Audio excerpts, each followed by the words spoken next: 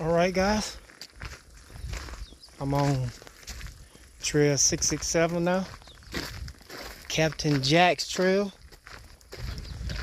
and this is going to take me up and around to 666, and from 666 I'm going to climb down to the waterfall. Hopefully we got a lot of water flowing, and I'm going to sit, kick back, and enjoy the natural spring water.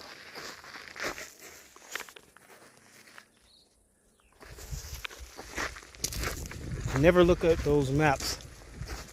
I always let my instinct guide me. Not time to read that.